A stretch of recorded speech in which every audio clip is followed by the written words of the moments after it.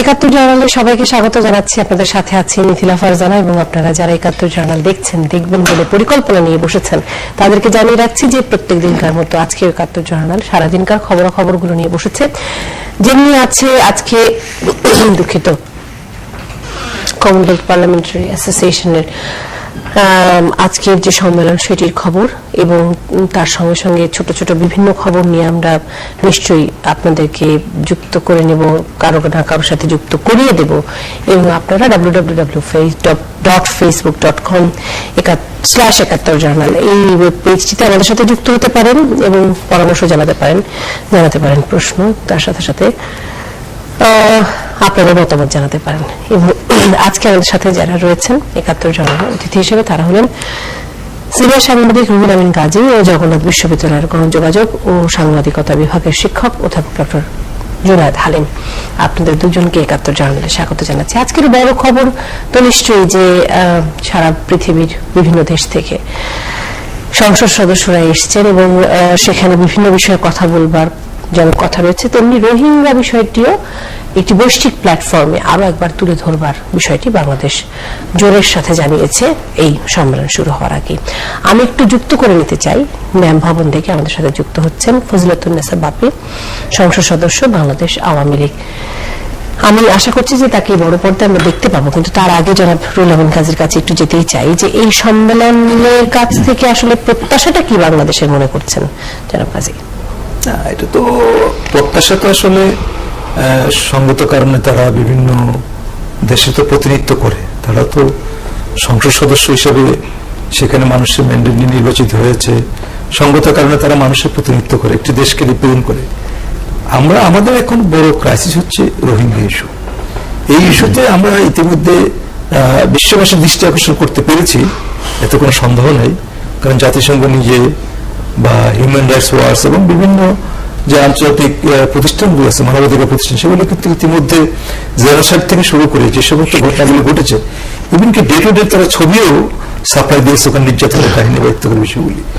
তারপরেও যেহেতু কমনওয়েলথ মানে একটা সম্মেলন, এত পার্লামেন্টের সম্মেলন হচ্ছে, সেখানে আমরা যদি এই মেম্বারদেরকে যদি এই বিষয়টিকে আমরা যুক্ত করতে পারি, তাহলে এটা আমাদের বাড়তি পাওনা হবে। কারণ প্রত্যেকটি দেশেই মোরালেস কয়েকটি দেশের বিরোধিতা করবো না, তারা এখনো আমাদেরকে সমর্থন করেনি বা অন্যদেরকে তারা মোটামুটি মিয়ানমারের সাইডে আছে বলে বলা যায়। আমরা আশা করি তারা আমাদের বিরুদ্ধে আসবো। তো এইসব ক্ষেত্রে এই ধরনের একটি সেশন এবং যারা বিভিন্ন দেশকে প্রতিনিধিত্ব করে তাদেরকে যদি আমরা এই বিষয়টিকে বোঝাতে পারি, এবং অলরেডি আমাদের প্রধানমন্ত্রী সেই কথা বলেছেন উদ্বোধনী সম্মেলনে, এবং আমাদের পররাষ্ট্রমন্ত্রীও সেই কথা বলেছেন, আমি আশা করি সেখানে এই বিষয়টি তাদের মধ্যে যদি আমরা হৃদয়ঙ্গম করতে পারি তাদের, তাহলে এটা আমাদের একটি বড় অর্জন হবে এই এর মধ্যে দিয়ে মনে করি। ডক্টর জুনায়েদ হালিমের কাছে আসবো, তবে অ্যাডভোকেট ফজিলাতুন্নেসা বাপি যুক্ত হয়েছেন আমাদের সাথে, আশা করছি যে তাকে আমরা পেয়ে যাবো এই আলোচনায়। অ্যাডভোকেট ফজিলাতুন্নেসা বাপি, আপনাকে স্বাগত জানাচ্ছি একাত্তর জার্নালে। আশা করছি আপনি আমার কথা শুনতে পাচ্ছেন।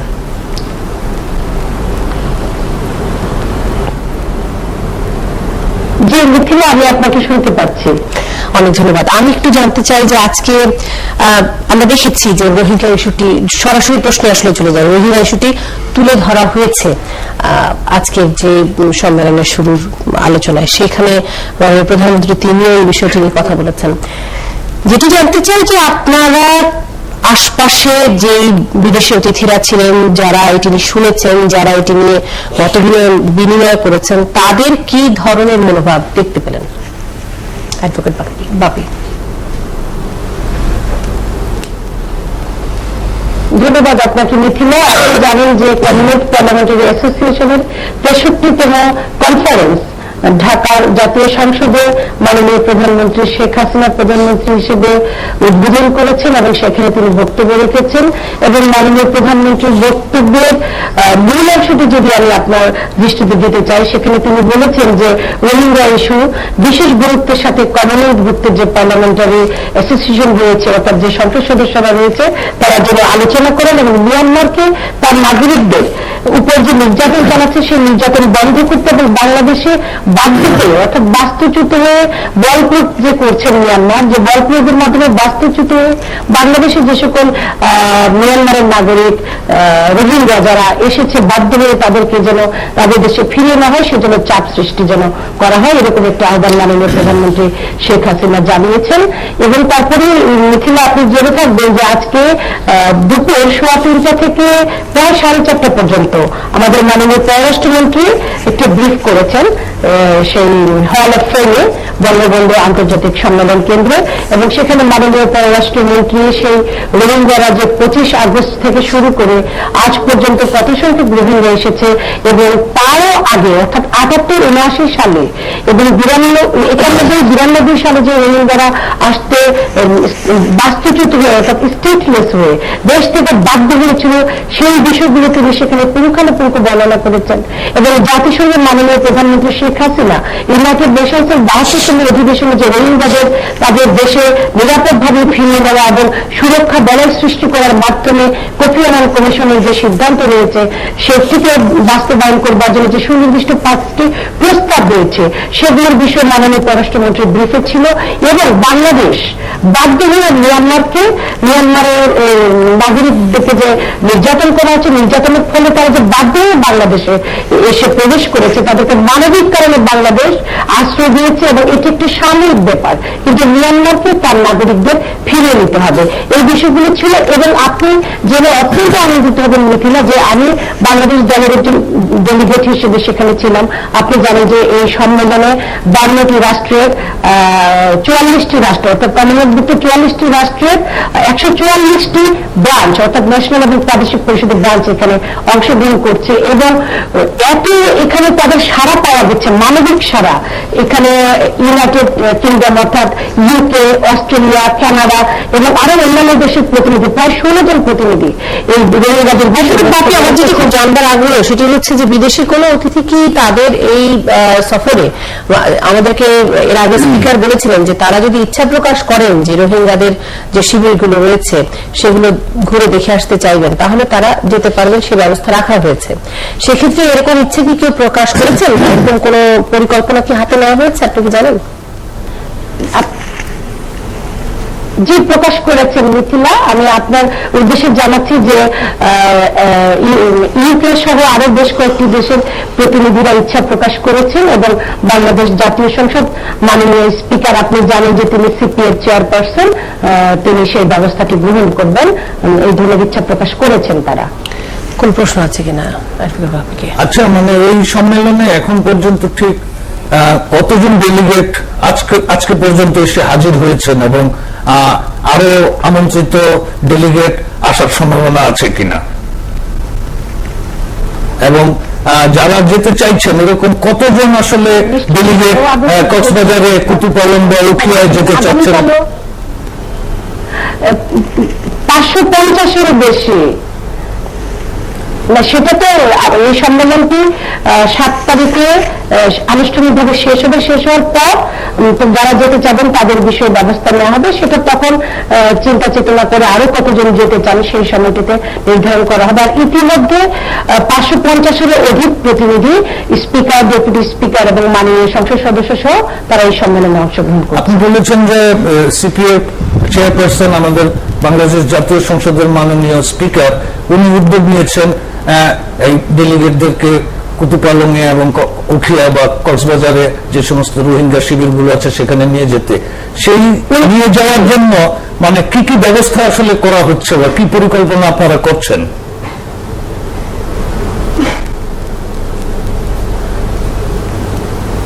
যে যে ব্যবস্থাগুলো নিয়ে এভাবে নিয়ে যেতে হয় সেগুলোর অভিজ্ঞতা তো ইতিমধ্যে বাংলাদেশ অর্জন করেছে।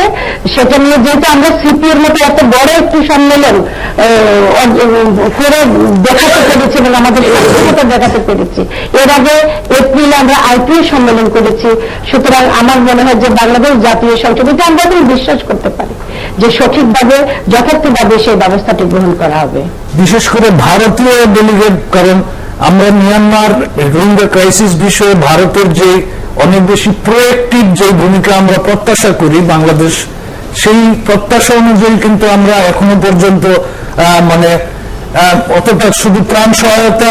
অ্যাডভোকেট বাবু এই প্রশ্নের উত্তরটি দিতে পারবেন না, কারণ এটি আসলে ভারতীয় ডেলিগেট দলের এই বিষয়ে আগ্রহটা কিরকম?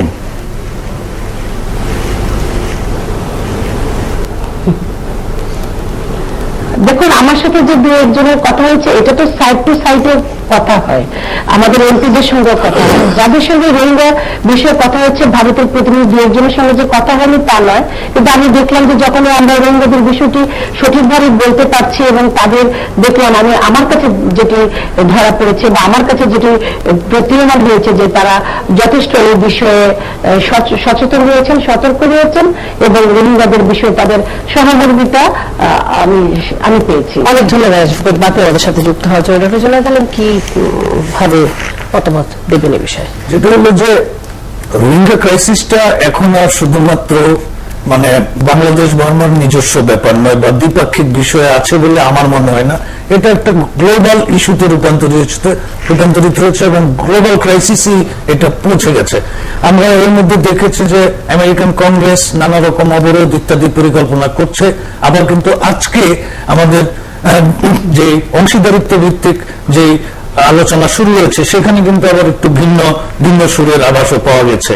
তো এটা মানে এখন যে পরিস্থিতিতে পৌঁছেছে আজকে এই কমনওয়েলথ সিপিএ সম্মেলনের মধ্য দিয়ে আমি আশা করি যে গ্লোবাল ক্রাইসিসটা গ্লোবালি এখন এই গ্লোবাল ট্রাবলটা গ্লোবালি শুট করার সুযোগ একটা তৈরি হয়েছে।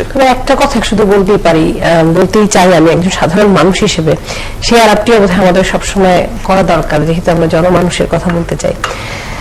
বিশাল একটি সম্মেলন, খুব গুরুত্বপূর্ণ সম্মেলন, বাংলাদেশের জন্য খুব গুরুত্বপূর্ণ, সম্মানজনক, কিন্তু এই ধরনের সম্মেলন যখন বাংলাদেশের ঢাকা শহরের একেবারে প্রাণ কেন্দ্রে অনুষ্ঠিত হয়, তখন আজকে সারাদিন যে ভীষণ রকমের যানজট ছিল এবং মানিক মিয়া এভিনিউ সহ এর সমান্তরাল সকল রাস্তা বন্ধ করে দেওয়া হয়েছিল, ফলে এটি বোধহয় আসলে আমাদেরকে ভাবতে হবে যে কি করে মানুষের দুর্ভোগটা আরো কমানো যায়, দরকার হলে ঢাকার বাইরে নিয়ে যাওয়া যায় কিনা এই সম্মেলনগুলো। আমি জানি না, কিন্তু যে বিষয়টা হলো যে ঢাকার বাইরে এই জাতীয় সম্মেলন করার মতো উপযুক্ত স্থাপনা পরিবেশ আমাদের এখনো গড়ে ওঠেনি। সেটা করতে হবে, সেটা আমাদের করতে হবে। দেখুন, এটা মানে আমাদের রাজধানী ঢাকা শহরটাকে কেন্দ্র করে আমরা সবকিছু, বাংলাদেশের যাবতীয় সবকিছু কিন্তু কেন্দ্রীভূত করেছি ঢাকায়, এবং কোনো কিছু, যে কোনো কিছু, একটা আন্তর্জাতিক ক্রিকেট খেলা হবে সেটাও ঢাকায় প্রধানত প্রাধান্য থাকে। না না, এখন সিলেটে হচ্ছে, আরো কয়েক জায়গায় হচ্ছে, না বেশিরভাগ খেলা ঢাকায় হবে। আজকে বিপিএল এর যারা বিভিন্ন দলের মালিক তাদের পক্ষ থেকে অনেকে বলেছেন যে বেশিরভাগ খেলা যদি ঢাকার বাইরে হতো আমরা বরং বেশি খুশি হতাম, সেটা আরো বেশি লাভবান হতো তাদের। মানে যদি বিপিএল ক্রিকেটের যে ব্যবসায়িক বিষয়টা আছে সেটা আরো বেশি লাভবান হতো। যাই হোক, আমি যেটা বলছিলাম যে সবকিছু ঢাকা কেন্দ্রিক, আমাদের এই অবস্থা থেকে আমাদের আসলে ধীরে ধীরে সরে আসতে হবে। রাতারাতি ঢাকা সবকিছু ঢাকা কেন্দ্রিক হয়ে ওঠেনি, রাতারাতি ঢাকা থেকে এগুলি বের করে নেওয়া যাবে না। তো আমরা আশা করব এখন বাংলাদেশের নানা রকম প্রান্তে নানা রকম উন্নয়ন কাজ হচ্ছে, নানা রকম যোগাযোগ ব্যবস্থার পরিকল্পনা হচ্ছে বা করা হচ্ছে, কাজকর্ম চলছে। পদ্মা সেতুর মতো বিশাল প্রজেক্ট হচ্ছে। পদ্মা সেতু হয়ে গেলে রাজধানী থেকে দক্ষিণাঞ্চলের, দেশের দক্ষিণাঞ্চলে বিশেষ করে যেখানে ইন্ডাস্ট্রি বলতে তেমন কোনো কিছু নেই, হ্যাঁ, শিল্প এবং অন্যান্য স্থাপনা, বাণিজ্যিক স্থাপনা ইত্যাদি ঢাকার বাইরে বা দক্ষিণাঞ্চলে পদ্মার ওই পারে নিয়ে গেলে হয়তো কিছুটা চাপ কমবে এবং সেই সম্ভাবনা খুবই আছে। আমার কথাটা হলো যে এই যে এই ধরনের সম্মেলন আমাদের সরকারের, তো আমরা খালি পরিকল্পনা কথা অনেক বলি এবং অনেক কিছু আমরা করি।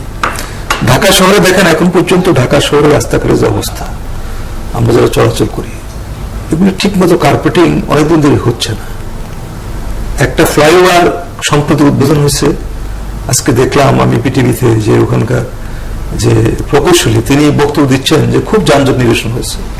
অথচ বাংলা মোটরের দিকে গেলে আমরা কয়েকদিন প্রাইভেট চ্যানেলগুলি দেখেছি, তারা কোন লোকের কান ধরা পর্যন্ত দেখিয়েছে যে কান ধরা আর জীবনে উঠবো না। একটা ফ্লাইওভার যে কোনো দেশে তৈরি হলে মাল্টিপারপাস ইউজ থাকে, এটা তো মনে হয় আমার ওভারপাস, তাও আবার মাঝখানে সিগন্যালও আছে, ইত্যকার ঘটনা। তো আমরা আসলে সবকিছু ঢাকার কেন্দ্রে কোনো উদ্যোগে নিচ্ছি না, খালি ভবিষ্যৎ। তো ভবিষ্যৎ কবে শেষ হবে, মানে কতদিন পরে ভবিষ্যৎ শেষ হবে, মানে প্রজন্মের পর প্রজন্ম চলতে থাকবে আর আমরা উদ্যোগে ভবিষ্যৎ চলতেই থাকবে। এমনিতেই ধরেন প্রধানমন্ত্রী বা প্রেসিডেন্ট মুভমেন্ট করলে ভিআইপি মুভমেন্টটা আমরা খুব কষ্ট করি, ঢাকা শহরে যানজট তৈরি হয়ে যায়, রোববার বৃহস্পতিবার তো চলাই যায় না, অন্যান্য দিনগুলো এখন আর পার্থক্য করা যায় না। তার মধ্যে যদি এই ধরনের একটি সেন্ট্রাল পয়েন্টে যখন এই ভিআইপি সম্মেলন হয়, স্বাভাবিকভাবে তাদের নিরাপত্তার প্রশ্নে ওই কাজটি করতেই হয়, যাদেরকে দায়িত্ব দেওয়া হয়। সে কারণে আমাদের এই সম্মেলনগুলি আমাদের চিন্তা করতে হবে ভবিষ্যতে যে এমন জায়গায় করা যেখানে আমাদের এই সমস্যাগুলি তৈরি হবে। মেট্রো রেল হলে হয়তো বিকেন্দ্রীকরণ কিছুটা সহজ হবে, এগুলো তো হলে বুঝবো আর কি, মানে এখন আর কোনো কিছুর মধ্যে আস্থা রাখতে পারছি না।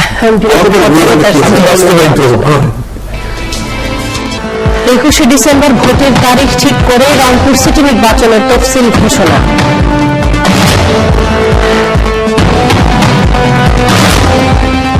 ভূমি অফিসে সাধারণ মানুষের হয়রানি, দুদকের কাছে নালিশ 70% ভুক্তভোগী।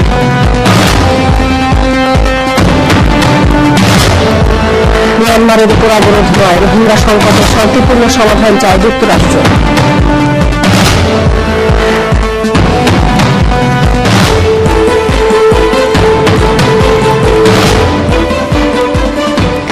একাত্তর জার্নাল এবং আপনাদের সবাইকে স্বাগত জানাচ্ছি। আমাদের হাতে আছে প্রথম আলো। রোহিঙ্গা ইস্যুতে মিয়ানমারকে চাপ দেবে যুক্তরাষ্ট্র, বিচারপতিরা না চাইলে তিনি কিভাবে বিচার করবেন?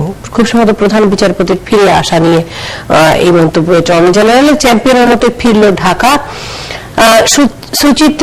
সূচিতে না থাকলেও সিপিসির আলোচনায় রোহিঙ্গা ইস্যু না, কিন্তু সূচিতে না থাকলেও এই আলোচনায় যে রোহিঙ্গা ইস্যুটি তুলে ধরা হবে সেটি বাংলাদেশ আগে থেকেই ঘোষণা দিয়েছিল। ছাত্রী উত্ত্যক্ত করার প্রতিবাদের জের হামলায় 5 শিক্ষার্থী আহত, নোয়াখালী বিজ্ঞান ও প্রযুক্তি বিশ্ববিদ্যালয়।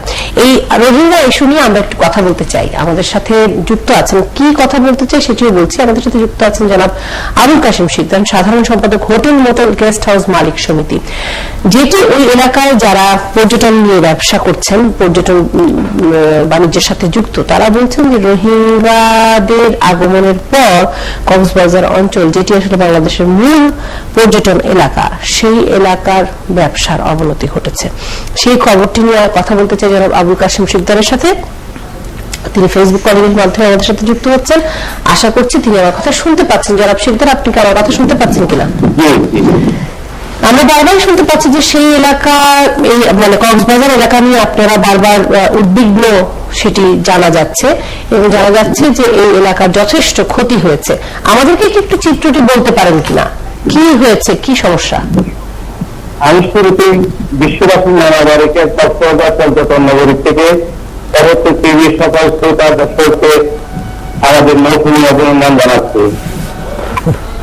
আমার কাছে যে আপনি আসলে গুরুত্বপূর্ণ প্রশ্ন রেখেছেন, সেক্ষেত্রে আমি বলতে চাই যে রোহিঙ্গাদের হঠাৎ এত বড় একটা বিশাল যারা কাহিনী আমাদের এখানে পর্যটন নগরীতে প্রবেশ করার আমরা অত্যন্ত চিন্তিত।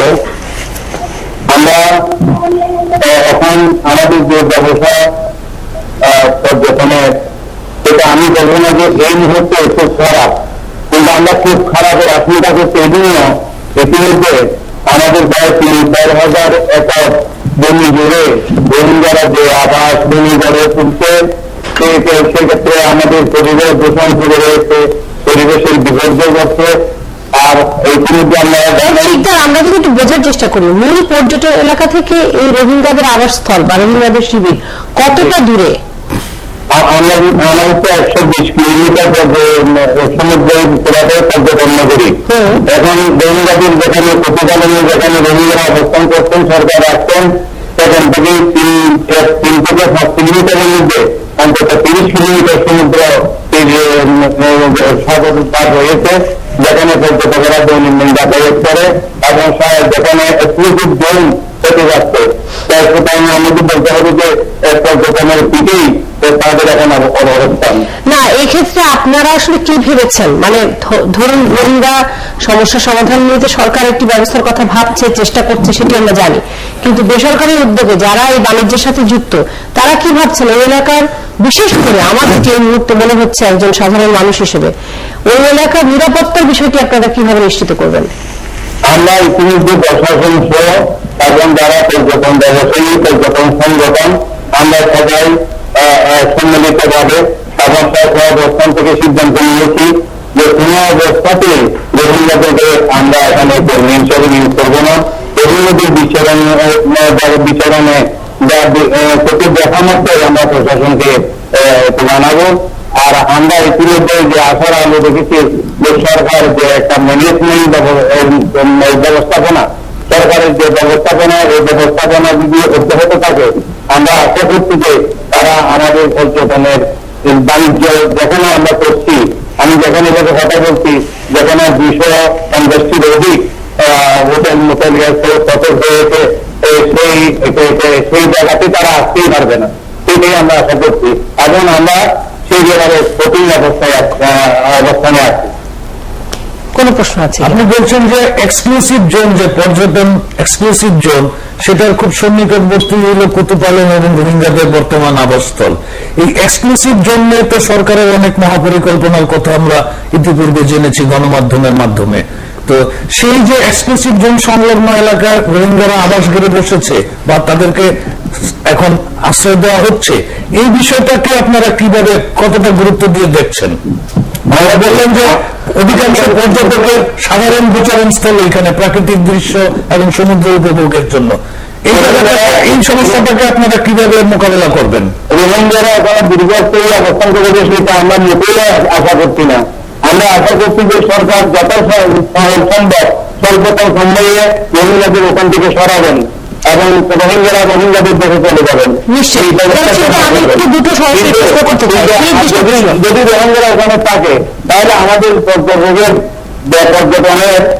ব্যাপক প্রতিফলিত হবে, সরকার যদি কোনো বিশেষ ব্যবস্থা না নেয়। আমি একটু জিজ্ঞেস করতে চাই, এখন তো শীতের মৌসুম আসছে এবং পর্যটন মৌসুম আসলে নভেম্বর, ডিসেম্বর, জানুয়ারি, ফেব্রুয়ারি, মার্চের মাঝামাঝি পর্যন্ত মানে চূড়ান্ত পিক টাইম পর্যটন মৌসুমের। এই সময়টায় আপনারা কি পরিকল্পনা করছেন? পরিকল্পনা করছেন আন্তর্জাতিক পরিকল্পনা করছে, সেই উত্তর নিশ্চয়ই আপনি দেবেন, কিন্তু তার সঙ্গে সঙ্গে আমি জানতে চাই যে আপনাদের কি মনে হচ্ছে কিনা যে এই বছর কম হবে কিছুটা টুরিস্ট পর্যটক? আমি আপাতত সেটা দেখছি না।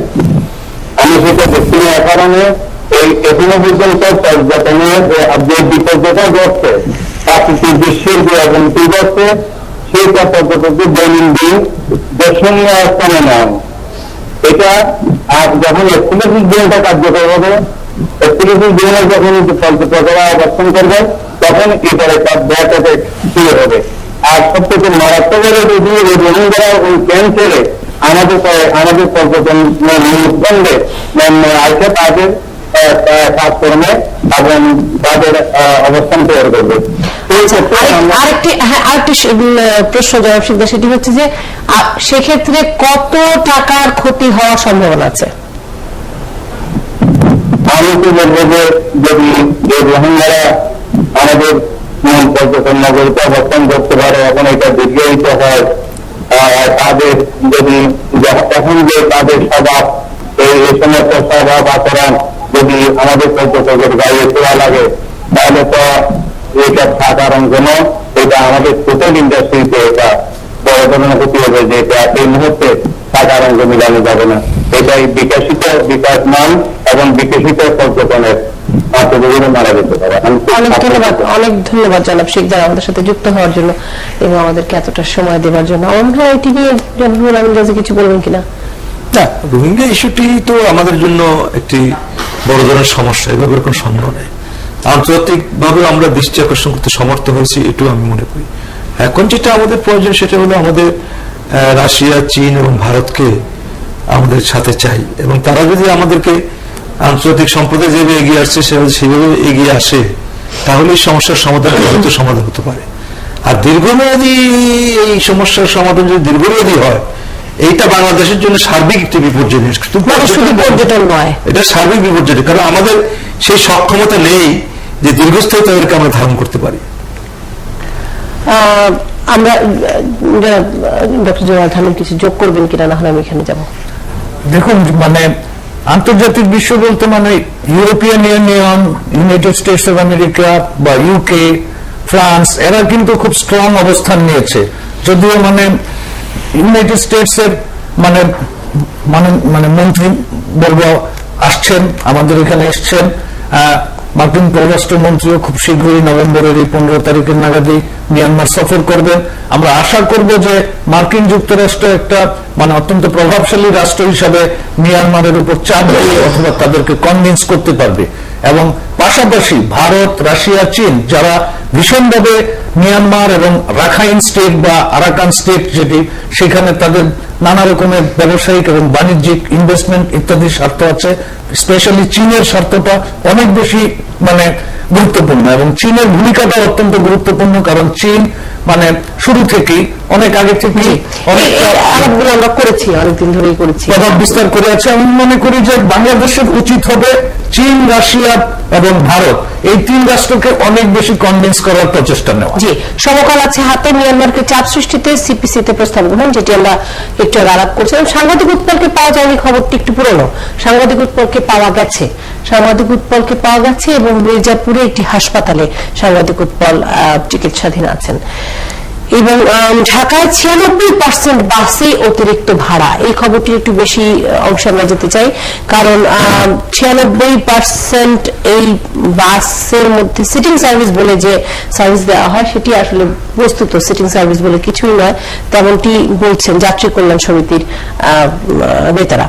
এখনো জমির দাবিতে অনড় সাঁওতালরা। আমরা তো আসলে খবরের ফলো আপ অনেক সময় করি না। গাইবান্ধার গোবিন্দগঞ্জের যে সাঁওতাল পল্লী, তাতে 1 বছর পূর্ণ হচ্ছে, হামলার 1 বছর পূর্ণ হচ্ছে সোমবার, এখনো তাদের জমি ফিরিয়ে দেওয়া হয়নি। আগুন লাগিয়ে তাদের জমি আসলে দখল করে নেওয়া হয়েছে। সেই জমির অধিকার তারা ফিরে পাননি, কিন্তু তারা জমির অধিকার ফিরে পেতে চান যে কোনো মূল্যে। বাংলা ট্রিবিউন আছে, ট্রাম্পের এশিয়া সফর কেন এত গুরুত্বপূর্ণ?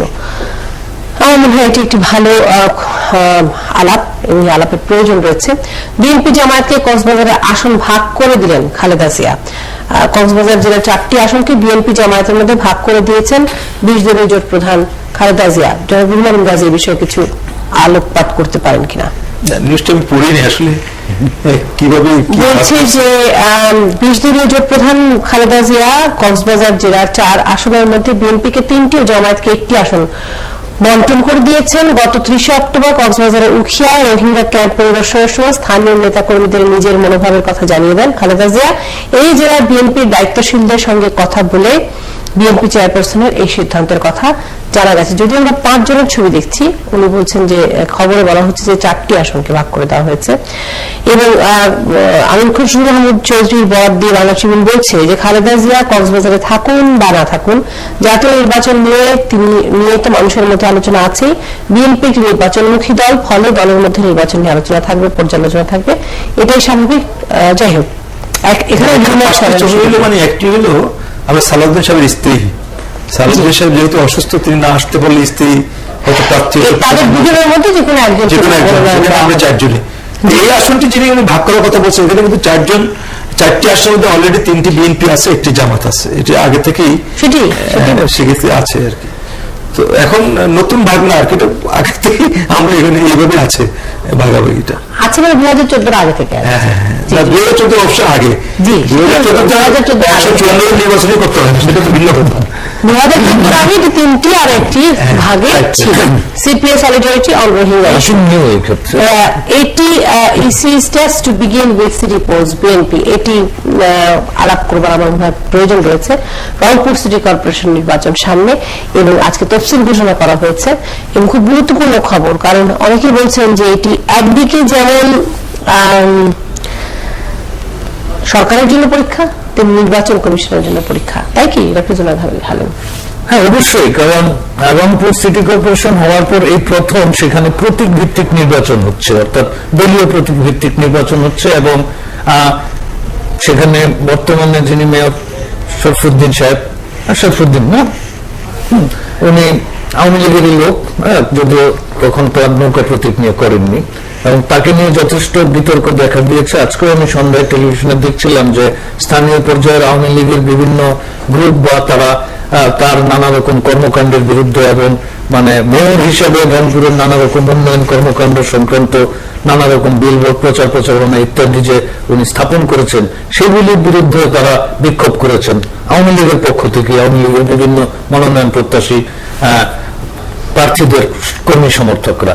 এবং পাশাপাশি বিএনপি বা জাতীয় পার্টি তো একটু মানে একটু বিভাজনের আভাস পাওয়া গেছে। একাধিক প্রার্থী মনোনয়ন প্রত্যাশী খুব স্ট্রংলি তাদের অবস্থান ঘোষণা করছেন এবং বিএনপিও সেখানে নির্বাচনে তীব্রভাবে ভালোভাবে পার্টিসিপেট করার পরিকল্পনা করছে। সুতরাং এটা বলাই চলে যে খুবই তীব্র প্রতিদ্বন্দ্বিতাপূর্ণ একটি নির্বাচন আসন্ন সেইখানে, এবং সেখানে এসিড টেস্টের কথা যেটি বললেন, প্রকৃত এসিড টেস্টেই হবে এবং শুধুমাত্র এটা সরকারের জন্য হবে এবং একই সঙ্গে নির্বাচন কমিশনের জন্য হবে। কারণ নির্বাচন কমিশনের কাছে নানা রকম প্রত্যাশা সাধারণ মানুষের আছে, রাষ্ট্রের বা সরকারের আছে এবং বিভিন্ন পার্টিসিপেন্ট পার্টিগুলোর আছে, এবং নির্বাচন কমিশন এই নির্বাচনটির মাধ্যমে আরো 5টি নির্বাচন হবে সিটি কর্পোরেশনের, এটি প্রথম হতে যাচ্ছে এটা।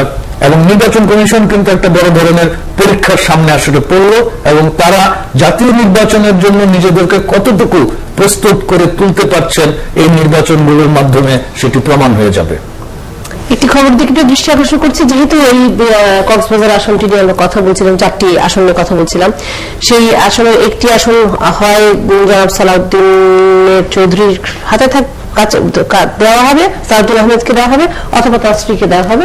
জনাব সালাউদ্দিন আহমেদ অনেকদিন ধরে শিলংয়ে আছেন বলে আমরা জানি, খবরটি দেওয়া হচ্ছে যে তিনি শিলংয়ে ভালো আছেন, মামলার রায় হবে শিগগিরই।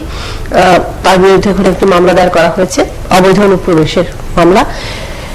ভারতের শিলংয়ে থাকা বিএনপির স্থায়ী কমিটির সদস্য সালাউদ্দিন আহমেদের মামলার কার্যক্রম শেষ থেকে খুব শিগগিরই তার মামলার রায় দেওয়া হবে বলে জানিয়েছেন তার স্ত্রী হাসিনা আহমেদ। 2015 সালে ভারতের শিলংয়ে অনুপ্রবেশের অভিযোগে আটক হওয়ার পর বর্তমানে শহরটির একটি গেস্ট হাউসে অবস্থান করছেন তিনি।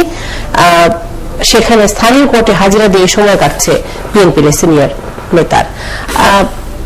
আমার মনে হয় যে মোটামুটি এই ছিল আমাদের হাতে পাওয়া যে খবরাখবরগুলো। BDNews24.com দেখে নিতে পারি একটু। সাংবাদিক উৎপলকে পাওয়া ভুয়া খবর, তার মানে আমি বোধহয় শেষ খবরটি জানতে পারিনি, তার মানে সাংবাদিক উৎপলকে খুঁজে পাওয়া যায়নি না, যে খবরটি জাতি বিভ্রান্ত হলো। সাংবাদিকের সংবাদপত্র সহ বেশ কয়েকটি মাধ্যম 1 মাস ধরে নিখোঁজ সন্ধান টাঙ্গাইল মেলার খবর রোববার সন্ধ্যায় চালু হয় বিভিন্ন টেলিভিশনে। খবরটি আসে তার পত্রিকা পূর্ব পশ্চিম BD.News-এ। টাঙ্গাইলের মির্জাপুরের একটি হাসপাতালে রয়েছেন, যেটি আমি বলছিলাম। সন্ধ্যায় পূর্ব পশ্চিম.com-এর সম্পাদক খুজিস্তা নুরি নাহারিনের সঙ্গে যোগাযোগ করা হলে তিনি BDNews24.com-কে বলেন, মতিঝিল থানা মারফত জানতে পেরেছি যে তিনি চিকিৎসাধীন আছেন। বিনীতা রানী দাস পুলিশকে উৎপলের সঙ্গে তার কথা হয়েছে। আমি এখন রাস্তায় একটি খবর শুনেছি, আমি বাসায় যাচ্ছি, উৎপলের বাবা চিত্তরঞ্জন আমরা খবর। তবে আমাদের সাথে যাই হোক অনেকক্ষণ ধরে সেখানে কিন্তু মির্জাপুর থানার ওসি জানিয়েছেন যে সেখানে আসলে উৎপলকে পাওয়া যায়নি। আমরা যে মেসেজটি পেয়েছিলাম তার সম্ভবত ফেক, তাকে খুঁজে পাওয়া গেলে আপনাদেরকে জানাবো। এই যে নিখোঁজ সাংবাদিক উৎপল দাসকে পাওয়া গেছে, সেই খবরটি আমরা সন্ধ্যার সময় দেখেছিলাম। এটা আগে খবর ছিল, না পুলিশে বলছে আবার যেটি একটি ভুয়া খবর। আমরা বিরতি নিয়ে ফেরত আসছি এক্ষুনি।